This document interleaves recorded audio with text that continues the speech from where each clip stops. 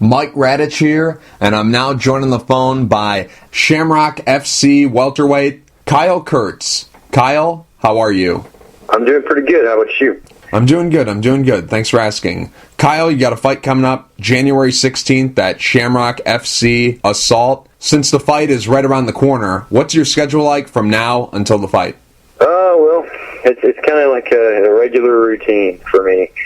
Go to work and train, and then just prepping for this fight.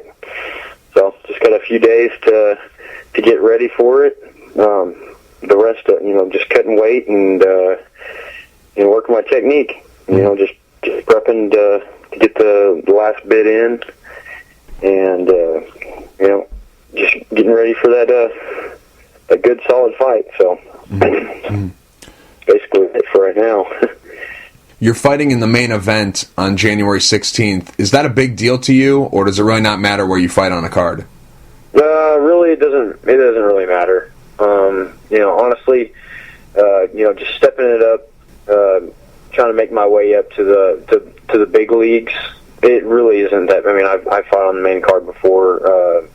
The main thing is fighting on the main card against someone who is a high level veteran that's been already been there to the big leagues, and that means a lot to me right there. But at the same time, this guy is just another opponent, someone who's trying to take a win away from me, and it's cool and all. It's another way to get me more marketed a little bit more, being a main event. But it doesn't matter if I was on the bottom of the card. I'm still going to bed at the same time.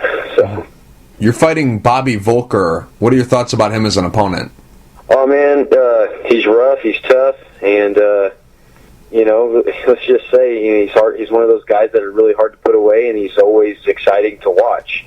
And he's one of those guys that I'd say that we have a very similar style matchup, and this is going to make for a very entertaining fight. And I'm really hoping that it's one of those fights that ends real quickly, on my better half.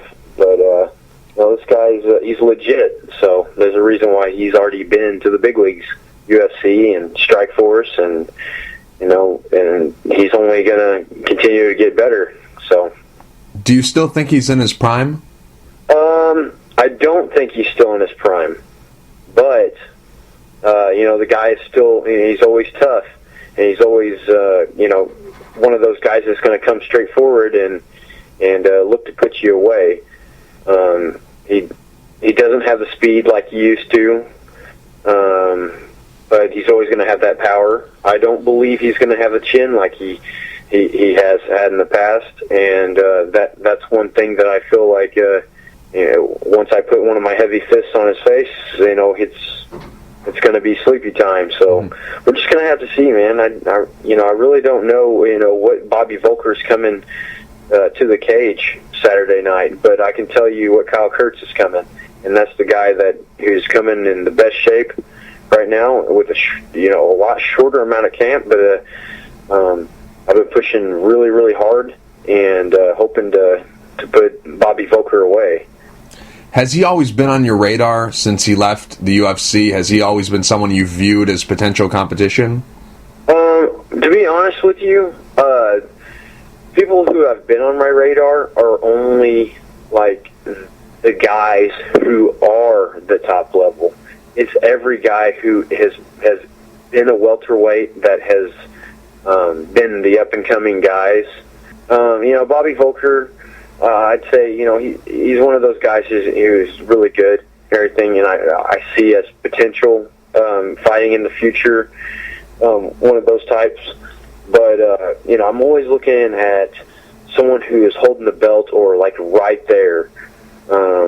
Like in the welterweights right now, you got Carlos Condit, you got Robbie Lawler holding the belt, you got Tyron Woodley, even Rory McDonald. These are guys that are just monsters that have made it in the division and just continue to do really well. And those are the guys I'm like excited to fight here in the future, and that's why I just keep on pushing forward and I'm only going to continue to get better. And the guys who are doing well right now, Bobby Volker is obviously he's already been there, so I don't want to say he's going to be a stepping stone, because he's most definitely not. I look at it as if they're probably thinking I'm going to be the stepping stone that they need to get back up in the UFC or in Bellator. But, as for potential, it's right there. Funny question that you just asked me that. After my last Bellator fight, I was walking out and just went to go get me a drink, and I run into Bobby Volker, and I was like, "Oh, what's up, man? Bobby Volker." I said, "I'm a huge fan." And he tells me, he's like, "I'm a huge fan of yours." And, I'm just thinking to myself, I'm nobody. I've had a couple Bellator fights. That's cool, an undercard. But I was like, I said, what you got planned, man? When's your next fight? You got anything planned out? And just so happens, it happens to be me. And I'm pretty sure, that wasn't planned out at that time, but ends up being me, and it's really cool. It's a real humbling experience and exciting at the same time. So just being able to fight somebody with a high level who's already been there it's really cool. Since leaving the UFC, Bobby Volker is 3-0 with 3 finishes, and 2 of them have come in the first round. Have you been impressed by what he's done recently? I would say yes and no. He's Bobby Volker, man. He's vicious. I'm not impressed with his last fight. I've seen him do a lot worse to people who are a lot higher level competition. I don't feel like his last fight was very much of a competition to him. And, the guy he fought, really, he's really cool, really good guy and everything, but I don't think he was ready for Bobby Volker. And, the fighters before, those guys were pushing the pace, and Bobby was able to break them down and just keep going. And this is what won him his fights. But the last fight he did, ended in the first round. The guy was literally hands down, throwing his kicks, everything, and nothing was set up. So last fight I was not impressed with because I think anybody could have finished that type of opponent. But, it could be his last opponent who, could have been really nervous in going into a fight against Bobby Volker. And that's the reason why it ended the way it did. But, what can I say? Bobby Volker's always impressive. So, on that perspective, I am impressed with him to keep on pushing. Without giving away your game plan or anything, where do you feel you have the advantage in this fight? I would definitely say my jiu-jitsu. I feel like my jiu-jitsu is definitely higher level than his. But, at the same time, Bobby Volker, never has to use his jiu-jitsu. So, he pushes forward. He wants to use his striking.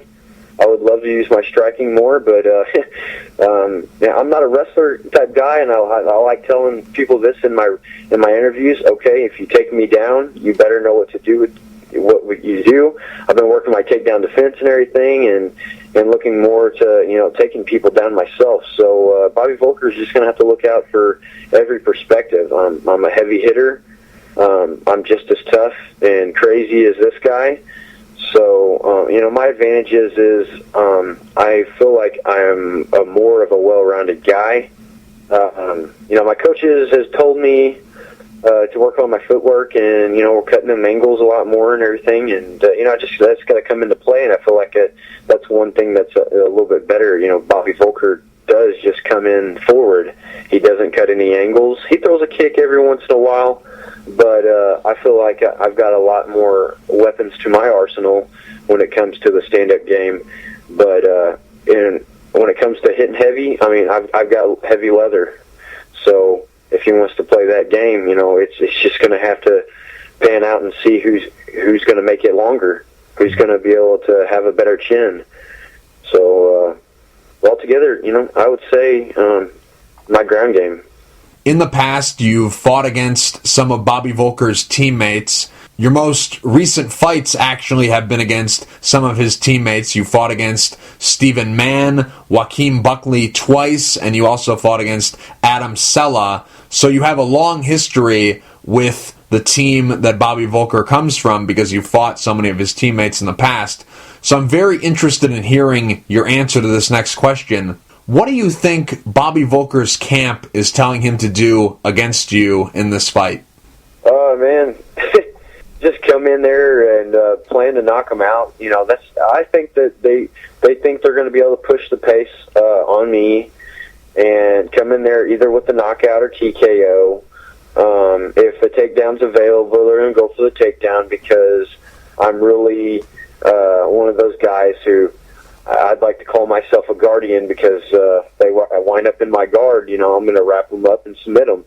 But the thing is, you know, I've got a whole different plan going on here, and nobody's going to know until the fight.